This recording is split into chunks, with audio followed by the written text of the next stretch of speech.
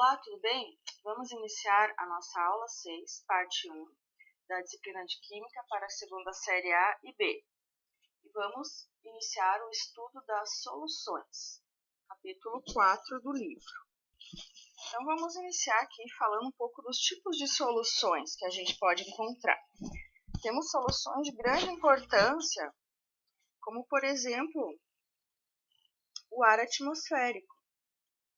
Então, um exemplo aqui de uma solução seria o ar atmosférico, em que ele é composto por vários gases, né? Como o gás nitrogênio, o gás oxigênio, gases nobres e outros em quantidades menores.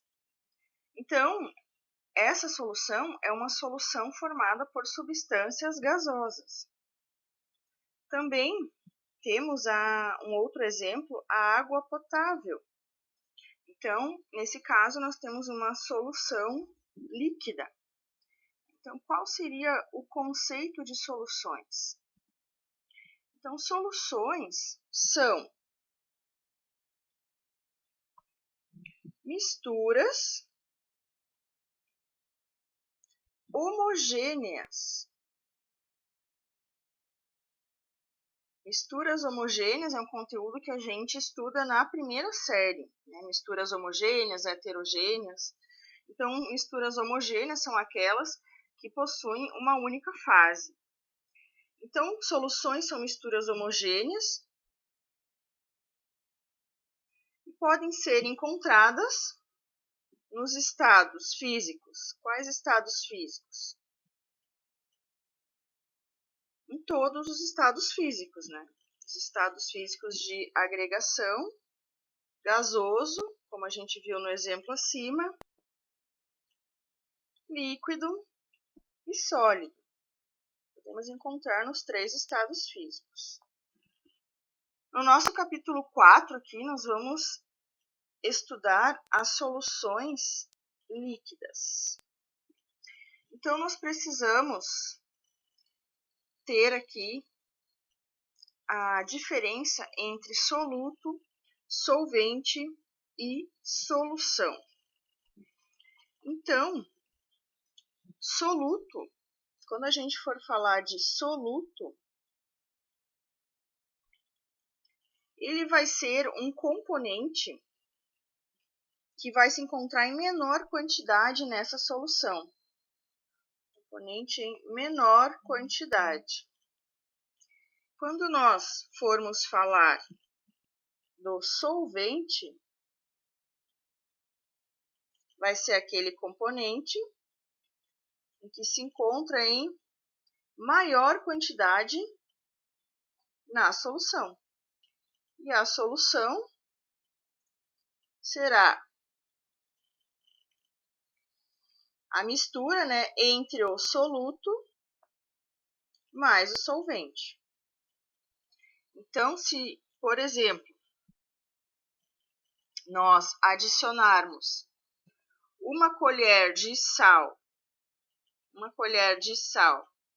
sal de cozinha, NaCl, em 1 litro de água, quem está em maior quantidade é a água. Então, nós dizemos que a água ela vai ser o solvente.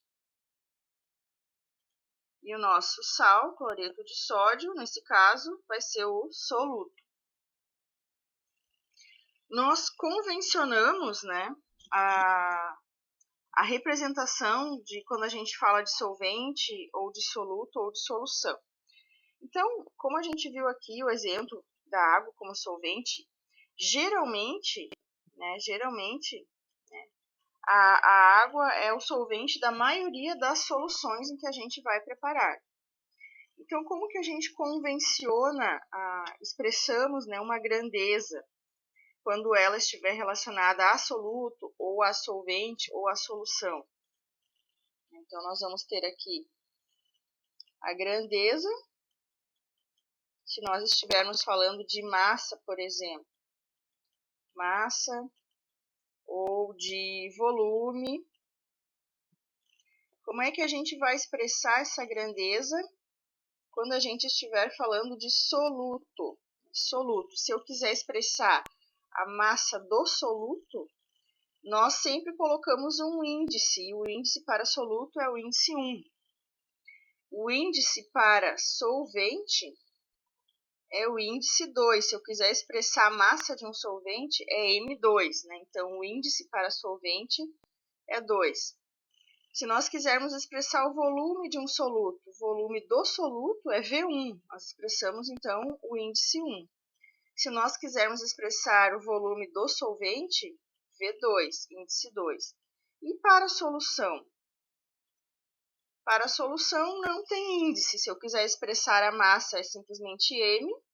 Se eu quiser expressar o volume, é simplesmente V. Então, vamos ter que nos lembrar dos índices, né? Para soluto, índice 1, solvente, índice 2 e solução, não temos índice. Então, também, nós precisamos entender que para a obtenção de uma solução, ela depende do coeficiente de solubilidade do soluto. E esse coeficiente de solubilidade, ele varia com a temperatura. Então, isso é bem importante lembrar que a solubilidade varia com a temperatura, o aumento ou a diminuição da temperatura. Então, o que é o nosso coeficiente de solubilidade representado por CS? O coeficiente de solubilidade é a medida, vamos dizer que é a capacidade que um soluto possui de se dissolver em uma quantidade padrão de solvente. Então, a gente usa sempre uma temperatura e pressão padrão, né? Se a gente variar, então, essa temperatura, o coeficiente de solubilidade, que é uma medida, então, dessa capacidade, ela vai aumentar ou vai diminuir.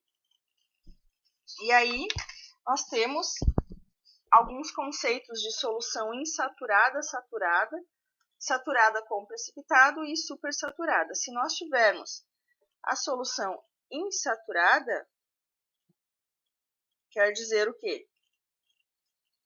Ali, nós vamos, nessa solução, conterá uma quantidade menor de soluto do que seria possível se dissolver.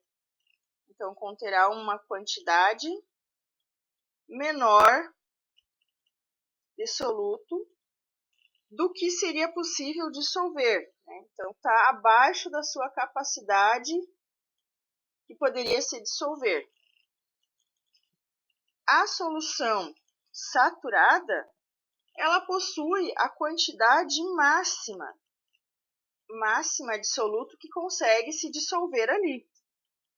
Então, eu vou colocar a quantidade máxima.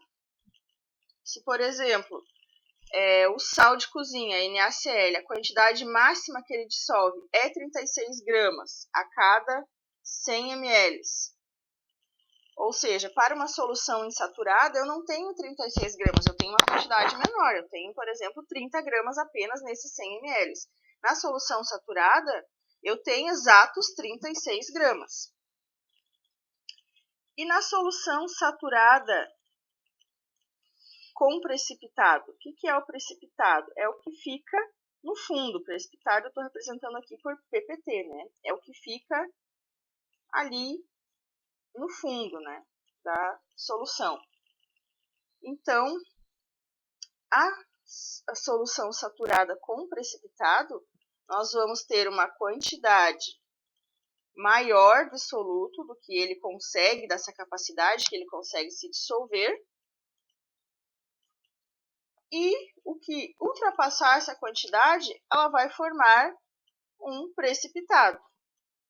Então, se nós adicionarmos ali nesse exemplo 40 gramas, 36 gramas vão ficar dissolvidas, saturadas, e vai sobrar 4 gramas que vão estar precipitados ao fundo. E a solução supersaturada é uma solução que eu tenho sim uma quantidade maior de soluto do que ela consegue dissolver, porém, nós não temos ali, não há precipitado. Então, se nós adicionarmos esses 40 gramas, todos os 40 gramas irão se dissolver. Só que é muito difícil de nós obtermos soluções supersaturadas. Isso a gente consegue quando a gente varia, né, a temperatura, por exemplo, né? Então é muito difícil de obtermos uma solução supersaturada. Se a gente perturbar esse sistema, por mais que seja uma perturbação mínima, ela imediatamente vai se transformar numa solução saturada com precipitado, né? Então é muito difícil de nós mantermos essa solução supersaturada. E aí então nós temos que entender relações entre soluto e solução. Então nós expressamos a concentração, agora é bem importante, né? A concentração de uma solução, relacionando então a quantidade do soluto em uma quantidade padrão de solução. E para isso, para expressar essa concentração, a gente utiliza diferentes grandezas, né? Então, as expressões de concentração que não dependem da massa molar, lembram, né, de massa molar, é expressa em gramas por mol. Essas expressões de concentração que não dependem da massa molar do soluto, elas vão ser chamadas de expressões físicas. E aquelas que vão depender da massa molar vão ser chamadas de expressões químicas. E aí nós temos algumas que a gente vai trabalhar. Vamos começar aqui com as expressões físicas de concentração, aquelas que não dependem da massa molar. Então, nós temos aqui a concentração comum ou concentração em massa também, que a gente pode chamar. Ela vai indicar a quantidade em massa do soluto, então vejam aqui M1, né, massa do soluto, que se encontra dissolvida em um volume padrão de solução. Então, estão vendo aqui que V sem índice nenhum, que é o volume da solução. Então, nós vamos expressar geralmente ela por gramas por litro, em gramas por litro, essa concentração. Também temos a densidade, né, pela fórmula aqui, o que a gente pode verificar, né?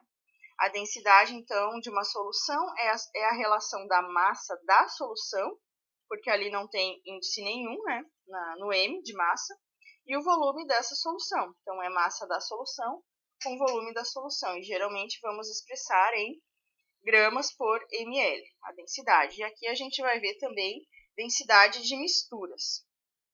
Temos também o título em massa, representado por esse símbolo, que indica o número de unidades de massa do soluto existentes em 100 unidades de massa da solução. Então, aqui a gente vai falar só de massa. Massa do soluto por massa de solução. E também nós temos o título em volume. Então, o título em volume, a gente vai falar somente de volume, ele indica o número de unidades de volume do soluto existente em 100 unidades da solução. Então, também vamos falar apenas de volume do soluto por volume de solução. Temos a concentração em partes por milhão, representado por partes por milhão por ppm, né? E o que significa? Ela indica partes do soluto que existem em 1 milhão de partes da solução. Tanto pode ser em volume ou em massa, a gente pode expressar, né? A gente tem também o ppb, que é partes por bilhão.